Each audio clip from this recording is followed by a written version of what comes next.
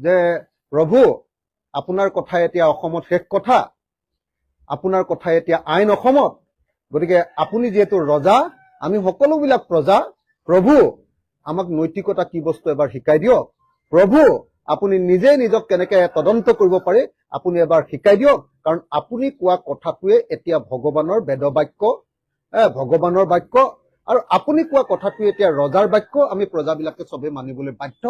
মুখ্যমন্ত্ৰীয়ে কৈছে যে তদন্ত তেখেতে নকৰে, চৰকাৰে নকৰে, তদন্ত আমি নিজে নিজৰ তদন্ত কৰিব লাগে। এই টেকনিকটো আমাৰ নাই, মানে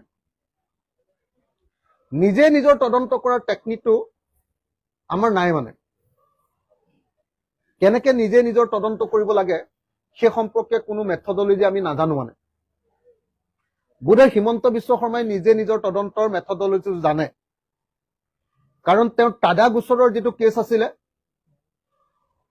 আপোনালোকে সকলোৱে জানে যে আমাৰ ঘৰৰ ওচৰতে এক্সটৰ্চনৰ কাৰণে যিটো ধৰা পৰিছিলে, তেওঁ পইচা তুলিবলৈ আহি আলফাৰ নামত পইচা তুলিছিলে, ধৰা পৰি তেওঁ যিটো মাৰ খাইছিলে, সেইটো তেওঁ নিজে নিজৰ তদন্তটো কৰাৰ কাৰণেহে থানাৰ পৰা চাৰ্জশ্বিটখিনি নাইকিয়া হৈ গৈছিলে, আৰু কোৰ্টৰ পৰা তেখেতৰ চাৰ্জশ্বিটখিনি নাইকিয়া হৈ কেছটোৱে লাপাত্তা হৈ গৈছিলে।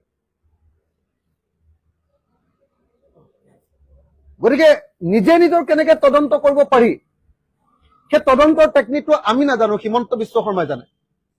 আমাক হিমন্ত বিশ্ব শৰ্মাই যদি শিকাই দিয়ে আৰু সেইটো যদি নৈতিকতাৰ প্ৰশ্নৰ পৰা শুদ্ধ বুলি ভাবো, তেতিয়াহ'লে আমি সেইটো নিজে নিজৰ তদন্তটো কৰি চাব পাৰো। আৰু মুখ্যমন্ত্ৰীৰ ওপৰত যেতিয়া অভিযোগ উঠিছিলে যে উজান বজাৰত মানৱেন্দ্ৰ শৰ্মা ডাঙৰীয়াক হত্যা কৰিছে তেখেতে, সেইটো গোচৰত তেখেতে জেল খাইছিলে, আৰু সেই জেল খোৱা যিটো গোচৰ, সেই জেল খোৱা গোচৰটোত গোটেই আপোনাৰ চাৰ্জশ্বিট কোৰ্টৰ পৰা আৰু থানাৰ পৰা নাইকিয়া কৰি দিছিলে হিমন্ত বিশ্ব শৰ্মাই নিজে। অৰ্থাৎ তেখেতে নিজে নিজৰ গোচৰ তদন্ত কৰি গোচৰৰ কাগজ পত্ৰবিলাককে তেওঁ নাইকিয়া কৰি দিছিল। এতিয়া তেনেকুৱা ধৰণৰ কিবা যদি নৈতিকভাৱে এনেকুৱা ধৰণৰ খুব সবল কিবা যদি পদ্ধতি তেখেতে আমাক দেখুৱাই দিব পাৰে, তেতিয়াহ'লে আমি তেনেকুৱা তদন্তটো কৰি চাব পাৰো, নিজে নিজৰ তদন্ত। আৰু এটা নিজে নিজৰ তদন্ত তেখেতক কৰা দেখিছো, সেইটো হ'ল তেখেতে কি কয়, এইটো এই চিটফাণ্ডটো সাৰদা কেলেংকাৰী তেখেতৰ নামটো ওলোৱাৰ পাছত তেখেতে ৰাজসাক্ষী হৈ গ'ল। জানেনে ৰাজসাক্ষী মানে কি বস্তু? এইটো বৰ ভয়ংকৰ বস্তু। ৰাজসাক্ষী মানে হয় মই এই কেলেংকাৰীটোত জড়িত হয়, মই জানো, মোক আপোনালোকে জেলত নিদিব, মই কথাবিলাক কৈ দিম, চব কথাবিলাক সাক্ষী হৈ। এইটো হ'ল ৰাজসাক্ষী। গতিকে হিমন্ত বিশ্ব শৰ্মাই নিজে কৈছে যে মই সাৰদা কেলেংকাৰীত জড়িত হৈ থকাটো হয়, এটি লিগেলি প্ৰুফড। সেইকাৰণে তেওঁ জেলত নোযোৱাকে, সাৰদা কেলেংকাৰীৰ পৰা বহুত মানুহ জেলত গ'ল, কিন্তু তেওঁ জেলত নোযোৱাকে এতিয়ালৈকে আছে।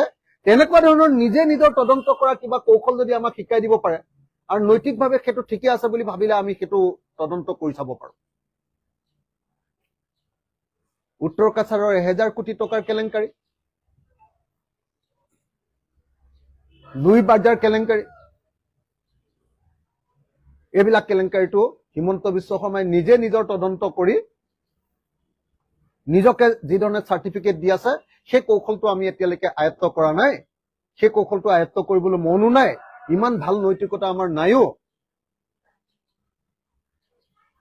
গতিকে অসমৰ মুখ্যমন্ত্ৰী ডাঙৰীয়াক আমি অনুৰোধ জনাইছো যে প্ৰভু আপোনাৰ কথা এতিয়া অসমত শেষ কথা, আপোনাৰ কথা এতিয়া আইন অসমত, গতিকে আপুনি যিহেতু ৰজা, আমি সকলোবিলাক প্ৰজা, প্ৰভু আমাক নৈতিকতা কি বস্তু এবাৰ শিকাই দিয়ক, প্ৰভু আপুনি নিজে নিজক কেনেকে তদন্ত কৰিব পাৰে আপুনি এবাৰ শিকাই দিয়ক, কাৰণ আপুনি কোৱা কথাটোৱে এতিয়া ভগৱানৰ বেদবাক্য, ভগৱানৰ বাক্য, আৰু আপুনি কোৱা কথাটোৱে এতিয়া ৰজাৰ বাক্য, আমি প্ৰজাবিলাকে সবে মানিবলৈ বাধ্য, কাৰণ আমি এখন হিটলাৰৰ দেশত বসবাস কৰিছো।